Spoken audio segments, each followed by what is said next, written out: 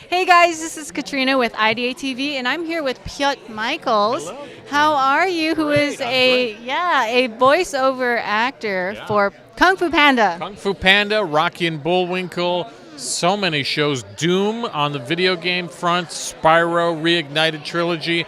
I'm all over the place constantly doing cartoon voices. I'm very lucky. How has that journey been? Did you always start off as a voiceover actor, or were you an actor and then kind of? I avoided acting for a while because my dad did it a lot, and I was like, I'm going to be an artist. I'm going to stay in my room, and I'm just going to draw. So I wanted to be an animator first, but over time it built some confidence. I'm like, you know what? I can do these silly voices. I better test them out and share them with people. So got some recognition off of YouTube doing impressions, and that led to one thing, and that led to another, and now I'm following my dream of sounding like a silly little man.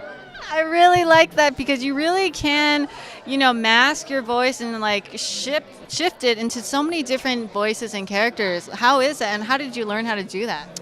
Well, I think it just comes from experimentation. It really first starts with watching cartoons and what other people have done before you. You only mimic the masters. And over time, you realize maybe one sound is similar to another, so you modulate your performance a little bit.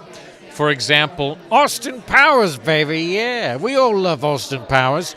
I was in the shower one day doing the silly Austin Powers. I thought I talked to myself in the shower, so I guess I'm not alone. No, you're not the only one. Um, and it has an echo. You know, it's got nice sound in the shower, and I was like, Yeah, baby, very shagadelic. not in the shower. Don't get the wrong message. It's just me sounding like Austin Powers. I don't do Austin Powers. And I'm like, what would he sound like without a British accent? You know? Yeah, baby, get rid of the British accent, and he sort of has this, but he's got his teeth in the way, and if you heighten that a little bit, certainly sounds like Steve Buscemi. So suddenly you got this different voice that's happening, and you realize, oh my gosh, Steve Buscemi came out of Austin Powers. So one thing leads to another. And I would do Doc Brown from Back to the Future. Great Scott, Marty, we gotta find a way to get back to the future. And then if you'd add a British accent, and wait a minute, sort of sounds like Sir Ian McKellen from Lord of the Rings.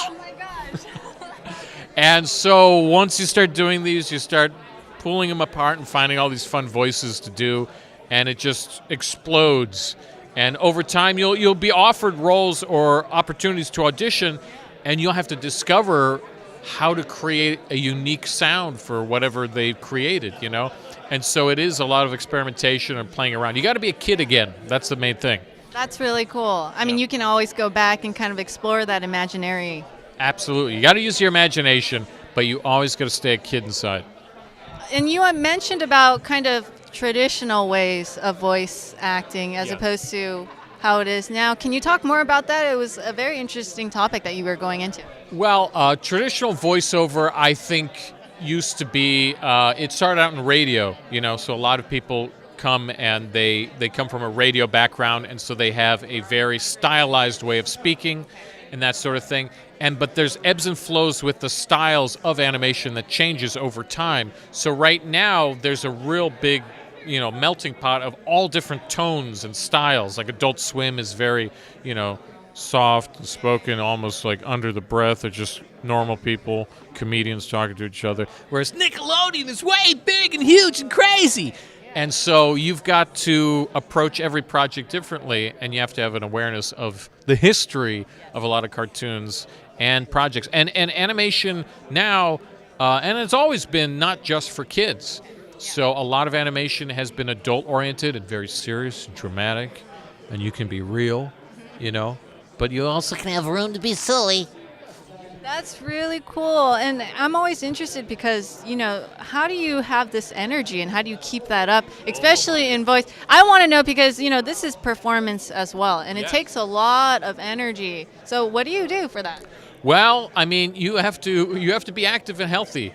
Just like anything, with anything you do, you don't want to be sitting around all day. You want to have a active mind and an active lifestyle so that you will be called to perform, to do things, because animation is strenuous, especially video games. Because when you're doing voiceover for video games, you'll have a 4-hour session, and a lot of that session may be you screaming. and rah, screaming around, punching things. So you have to be prepared, because the director will also change things on the fly. Like, instead of him getting shot, can we have you getting stabbed slowly for 15 minutes?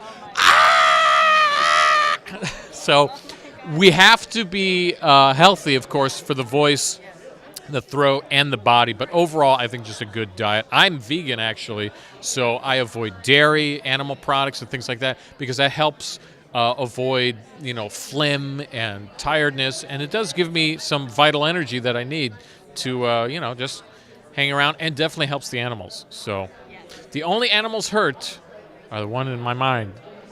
Cats and dogs.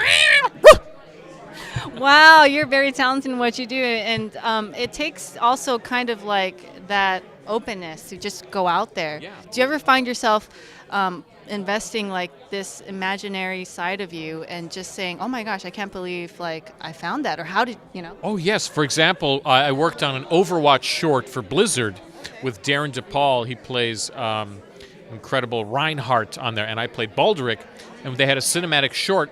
And normally with these voiceover sessions, we'll do maybe an hour or two for some short little thing, and usually a session is 4 hours total. But Blizzard really wanted us to experiment and to get to know these characters. So instead of really thinking outside the box, we just dove into these characters and tried to sit and be them for as long as we could, and we disregarded the script. We just started improvising and talking to each other.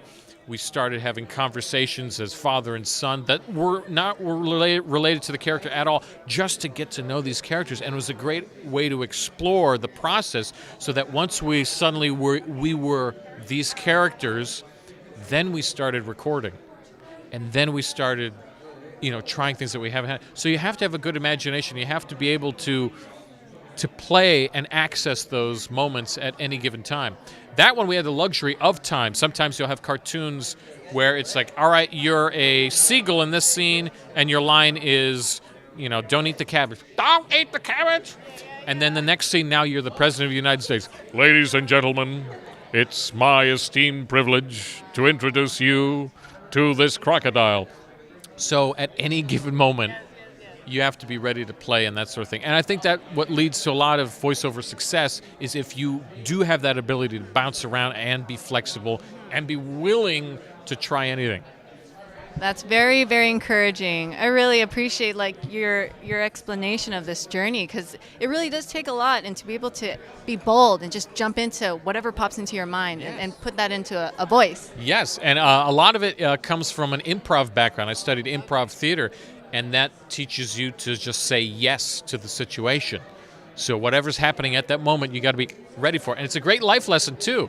I need that for sure. As an Asian female with strict traditional backgrounds from my parents, I think it's really inspiring to listen, and that's why I'm asking you all these questions. Yes, absolutely. Try things you've never tried. Go out, explore things. And improv for me, I studied at the Groundlings. It was a great way to access improv and find ways to deal with situations without pre-planning it and going, oh my God, what am I going to do? And then you dive in and jump. And a lot of that, plays very well into cartoons, animation, and acting in general, and life. You can communicate better with people when you realize you don't need to go, when I go meet this person, I have to say this. You just go and you feel and you communicate, make eye contact. For sure, right? Yes. Eye contact.